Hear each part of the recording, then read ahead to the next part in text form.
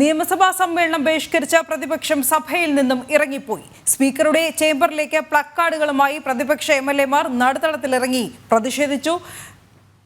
തുടർന്ന് നിയമസഭാ സമ്മേളനം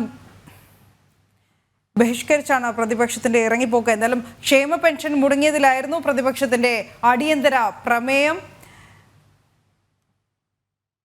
വാർത്തകളുമായി അഖിൽ പാലോട്ടുപടമാണ് നിയമസഭയിൽ നിന്നും ചേർന്നത്.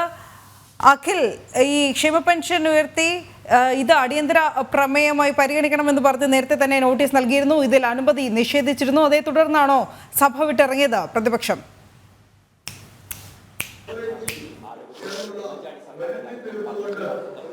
അനു, ഈ സഭാ സമ്മേളനം ആരംഭിക്കുമ്പോൾ തന്നെ സ്പീക്കർ എത്തുമ്പോൾ തന്നെ പ്ലക്കാർഡുകൾ ഉയർത്തി പ്രതിപക്ഷം ഈ ക്ഷേമ പെൻഷനുകളിലുള്ള പ്രതിപക്ഷത്തിന്റെ പ്രതിഷേധത്തെ രേഖപ്പെടുത്തിയിരുന്നു. അതിനു പിന്നാലെയാണ് ആദ്യത്തെ ചോദ്യോത്തര വേളയും അതിനുശേഷമുള്ള ചരമോപചാരത്തിനും ശേഷം അടിയന്തര പ്രമേയത്തിന്റെ അനുമതി ചർച്ചയ്ക്കെടുത്തത്. അടിയന്തര പ്രമേയം ചർച്ചയ്ക്കെടുക്കുമ്പോൾ